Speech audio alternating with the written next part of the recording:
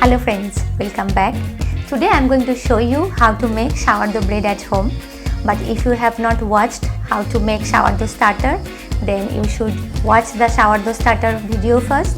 I will put the link in the description because to make sourdough bread you need a starter just like kombucha, kefir. But the good thing is you can make the starter at home very easily. Before I show you the process, let me tell you some important things. To make the sourdough bread successfully, there are few factors you have to keep in mind. For example, starter. If your starter is not strong enough, you will not get nice leavened bread. So your bread may not be so fluffy and soft inside. Ideally, sourdough bread should be always soft and fluffy inside and outside very crusty. So starter is one factor which is very important. You need a very strong starter. The older the starter, the stronger it is, and it will give you good bread. And the second thing is flour. For sourdough bread you need flour with high protein. So the flour with high protein will be more suitable for sourdough bread. And the third thing is water. When you are making your starter, when you are feeding the starter, make sure always using the filtered water, not tap water. And also when you are making the bread, you should use the filtered water. The fourth thing is steam. When you are baking the bread, you need the steam. If you can produce the steam, you will get a very nice and fluffy soft bread. If you can't produce the steam, it may not rise nicely. And the fifth thing is the oven. You need an oven which has at least 210 to 230 degree Celsius capacity, because to bake the sourdough bread you need high temperature. You can't bake the sourdough bread with low temperature, then it will also not rise nicely. Okay, so now you know what are the factors to remember. Now let's see how to make the bread. So here is the starter. I have shown you the video before. I have taken out from the fridge and I have fed the starter 4 hours before, and the rubber band shows the label when I fed that time, and you can see within 4 hours it became more than double. So this is the peak, and you can see how active and bubbly the starter is. Ideally you should mix the starter when it's at the peak. If you want to double confirm if your starter is ready or not, you can do a floating test which I have shown in my previous video. But right now I am going to let you hear the sound of the starter.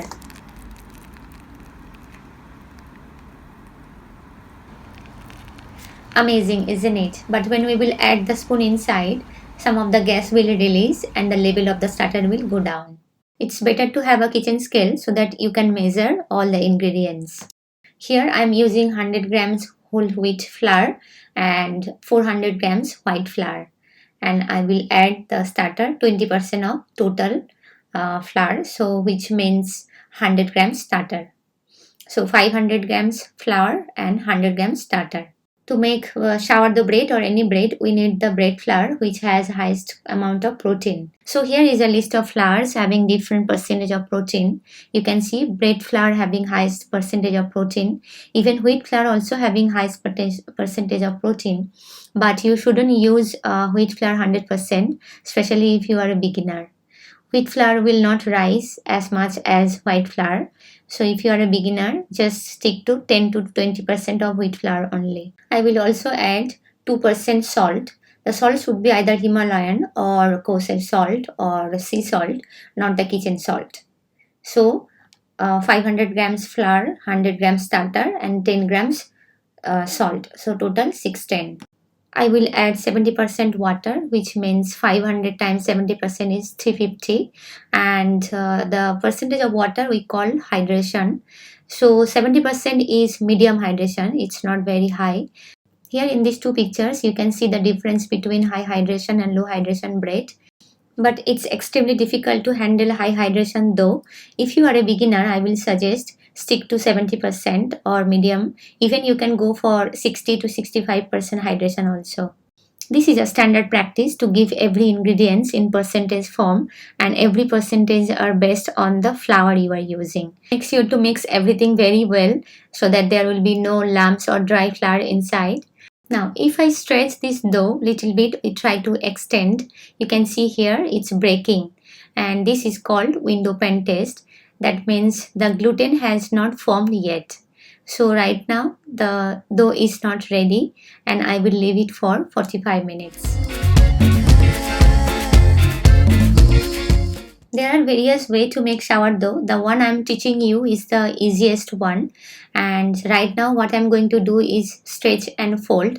I will stretch the dough and I will fold. But before that I'm going to do window pane test again. And now you can see I can stretch, I can expand the dough and it's not breaking. That means the gluten is forming nicely. Now I will consider the dough virtually a square, and from every corner I will stretch the dough as long as possible and then I will fold.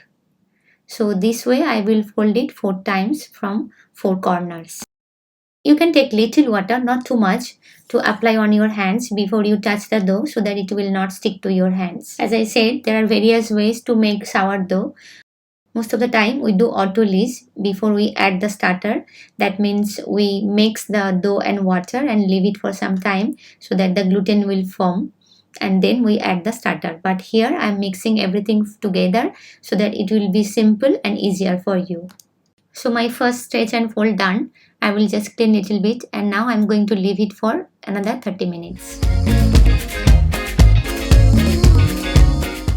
30 minutes passed and now I'm going to do the second stretch and fold. The same way I will do. I will consider the dough as a square and I will take the 4 corners and I will stretch as much as possible and I will fold. If you have noticed, the dough getting smoother and smoother. When we mixed everything, that time dough was quite rough and also very tight. But now you can see it's getting little fluffier and also a little bouncy.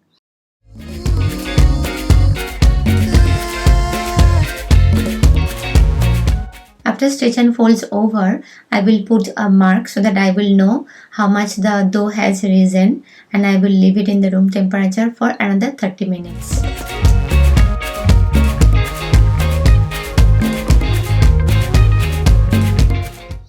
Minutes over and you can see dough is again very smooth but quite fluffy, and if you see it's very bouncy also. And now I'm going to do the third stretch and fold, and the same way I will do 4 times. If you want to continuously bake the sourdough bread, you should be familiar with some sourdough terms we use in the recipes, like bulk fermentation. Bulk fermentation starts when we add the starter and ends when we shape the sourdough, which I'm going to show you later. And basically this stretch and fold comes under the bulk fermentation. And if you have noticed, I have put in the corner, right now the room temperature is 27 degree, which is quite hot. That means the fermentation is very fast. That's why you can see the dough become bouncy and fluffy so fast. But in your area, if the temperature is not so hot, the dough will take time to rise. So third stretch and fold is done. I'm going to leave it for 1 more hour.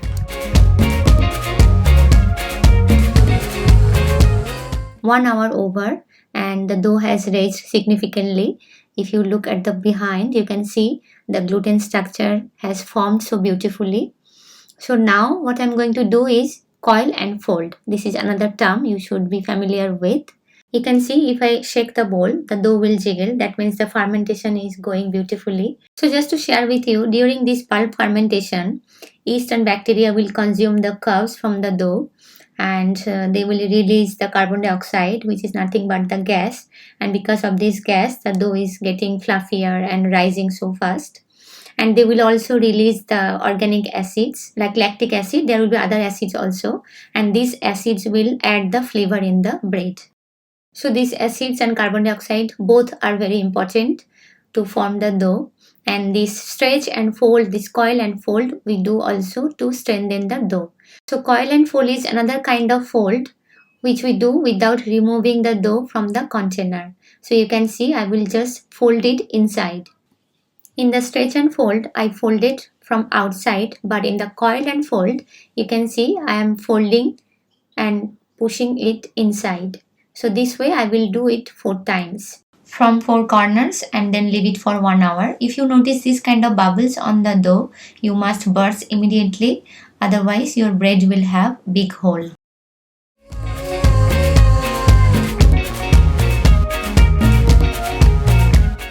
"45 minutes over and you can see the dough has raised until so high, and if you compare from the beginning mark, this is like more than double. So we can say that the bulk fermentation is complete. So basically when your dough becomes double, you can stop bulk fermentation and go for the shaping. So here is a quick recap of the stages of bulk fermentation, and you can see how the dough has changed over time. It has become smoother, lighter and fluffier. So here you can see the dough has plenty of aeration, and also the gluten structure is complete, we can say. But because the room temperature is very hot, 27 degrees is considered hot, and that's why the fermentation went very fast. Within 3.5 hours my dough became double.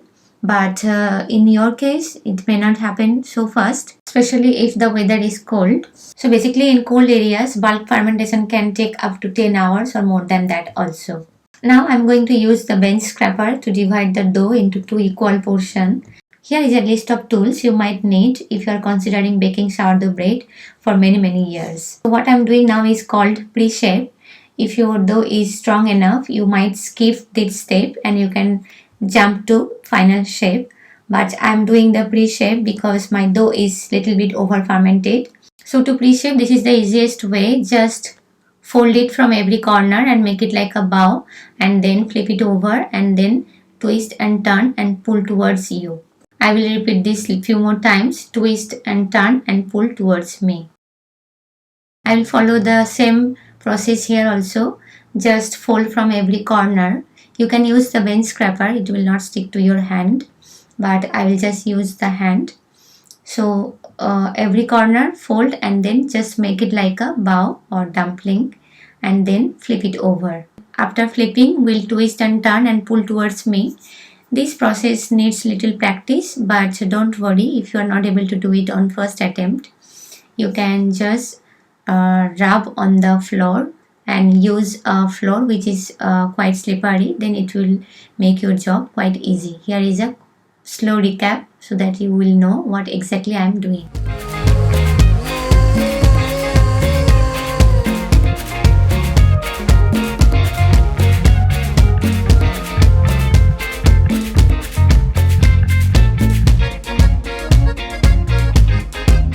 So now you can see both the dough look quite strong and can hold the shape, and I will leave them 15 minutes on the kitchen counter. And now I am going to prepare the panettone for the bread. Here I have put the cover, and on top of the cover I am adding the rice flour because rice flour is gluten free and it doesn't stick easily. If you don't have the panettone and the cover, you can use normal bowl and you can use any thick cloth or towel on top.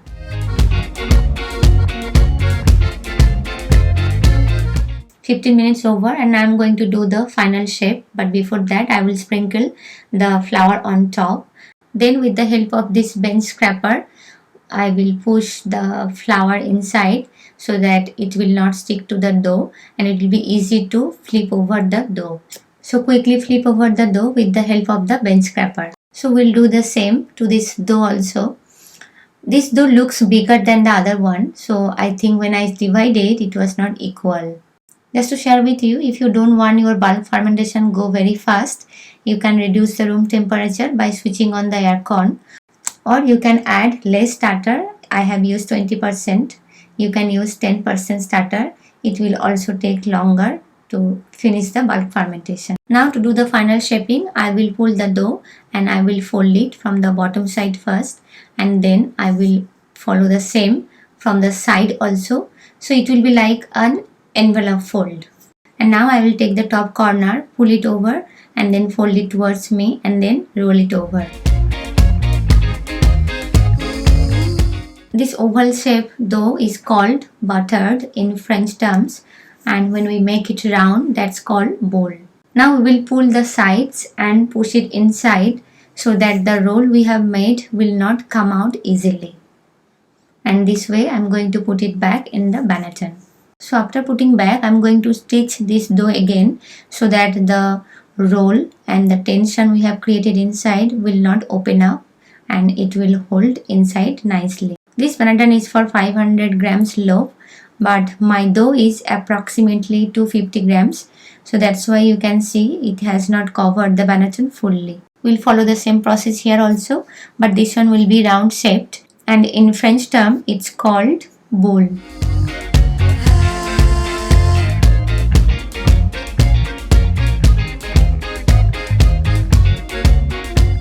When you're doing final shaping, you should do it faster so that the dough will not stick to your hand.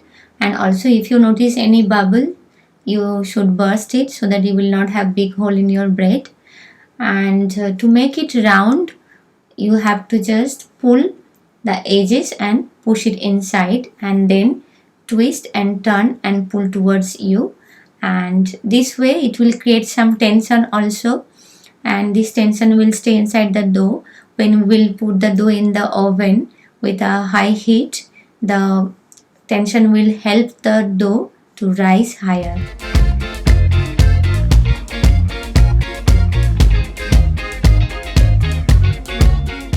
So here also, to lock all the edges, I will also do the stitching here, and then we will sprinkle some flour on top.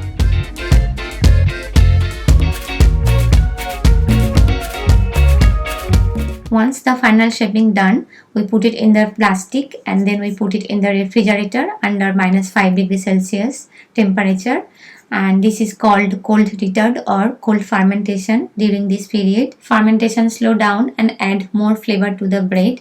It also adds some tanginess. So now I'm going to put the dough in the fridge towards the colder side.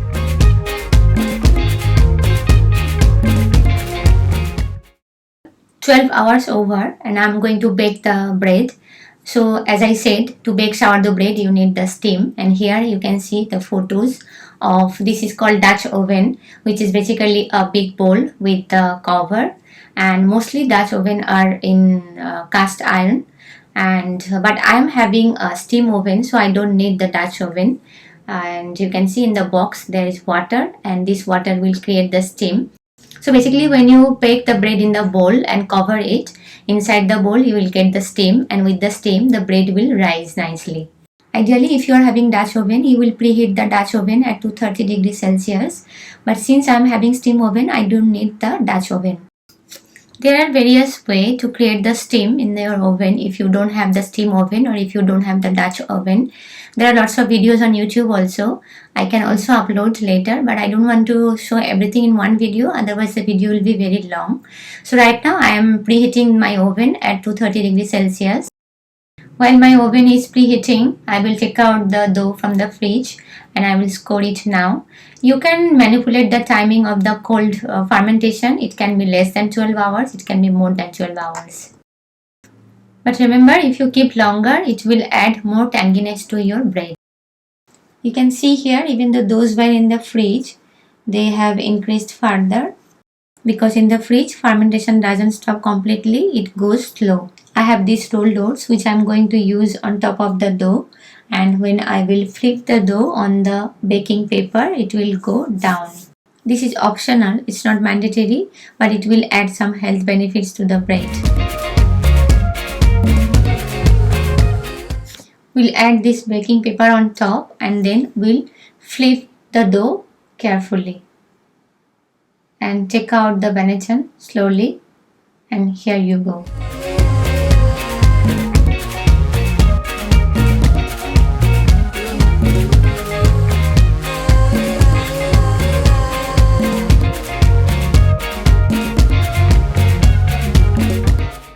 So now we have two doughs, one is round shaped, one is oval shaped, and I'm going to use this blade to score the dough. You can use simple blade, I have this scoring blade, and also on top we'll sprinkle the rice flour, because rice flour doesn't get burned easily. If you put the normal flour, it will get burned. So always use the rice flour. And now I'm going to do a simple scoring. I'm going to do a very simple scoring. You don't need to focus on the scoring. Later I'm going to upload more videos on how to score the sourdough bread. For time being, you can just do something simple and you can follow this also. It's not very complicated. So before we bake the sourdough bread, we're supposed to score the sourdough bread with a blade around 1/2 inch, so that the tension we have created during the shaping of the sourdough, it will help to rise the bread, and also we will get sourdough air. So basically when we are baking under hot environment, the dough get hot and expanded and it push upwards, and that's how we get an air. And now I'm going to show you one more scoring technique on this round shaped dough using this blade and cutting around 1/2 inch. And this way I will also cut one more time from the other side, so it will be like a plus sign. And you can see the moment I cut how the dough is expanding, because while shaping we have put the tension inside, and now when we are scoring or cutting, it's releasing the tension. Okay, so my oven is ready. Just to share with you, some oven shows wrong temperature. So even if it's showing 230 degree or 240, it may not be actually 240 or 230. So you should have an oven thermometer to check if the temperature it's showing correct or not. I will put the tray inside. If you are using a Dutch oven, you will put the bread inside and cover and bake for 20 minutes. But my oven is fixed at 15 minutes at this temperature, so that's why you will see here 15 minutes. But if you are baking in Dutch oven, it should be 20 minutes. It's just 5 minutes over and I have taken out the tray and I will score this bread now. You have noticed that I have not scored this bread before. The reason behind this is most of the time the beginners don't get the air when they score the bread before they put in the oven. That's why I am teaching you this trick. If you take out the bread after 5 minutes and score, make sure you are scoring at least 1/2 inch deep, and then you put it back and then you bake again. We will get the sourdough air definitely. So this is a time lapse and you can see the bread is expanding. This is how you get the air. So here is a photo of the sourdough air, and this is nothing but the extra crunchy flap of crust that forms on the bread while baking. Now if you ask me if the air is important, I will say no. Without air also you will get a tasty bread, but some people are perfectionists, they like to have the air also. So 15 minutes over, I have baked the bread with steam at 230 degrees Celsius, and now I'm going to bake without steam at 200 degrees Celsius for another 13 minutes. So in this phase, bread will not rise anymore. It only rises with the steam in first 15 to 20 minutes. So but now we want the outer layer to be crusty, and that's why you can't have the steam. And also we need to reduce the temperature so that it will not burn faster. If you are using the Dutch oven, this time you have to take out the cover and you will bake without the cover so that the bread will be brown and crusty. So my bread is ready. I don't like very dark brown bread, so that's why I have baked only 13 minutes in second phase. But if you like dark brown crust, you can bake it for more than 20 minutes. Now let me show you the most satisfying part of the bread baking.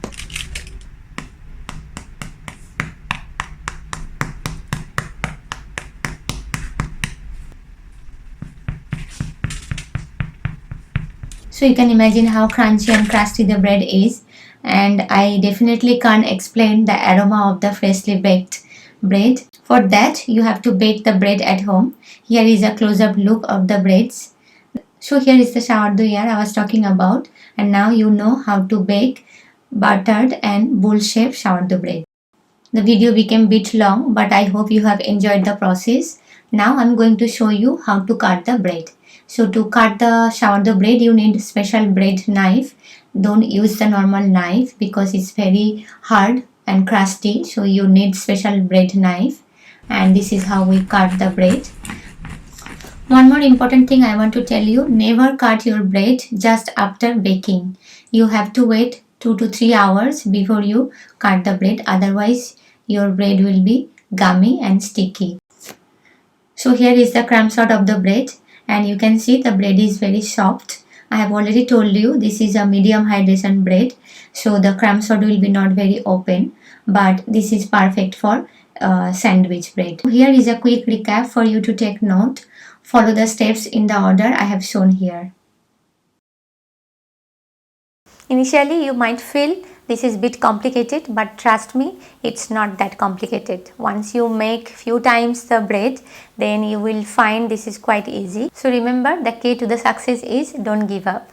When I started, There was no one to guide me, but I am here for you. So if you are having any issues, just let me know in the comments and I will guide you. I remember when I made the bread first time, it was like a rock and my jaw was painful, but I didn't throw the bread. I was eating and I was telling myself the bread is tasty, so I need to stick to it so that I will learn how to make the bread soft and fluffy. So if I can make, you can too. If you have liked this video, comment below, give me a thumbs up, press the subscribe button, and I will come back again with lots of fermented food and drinks recipes. Until then, stay happy and healthy. Bye.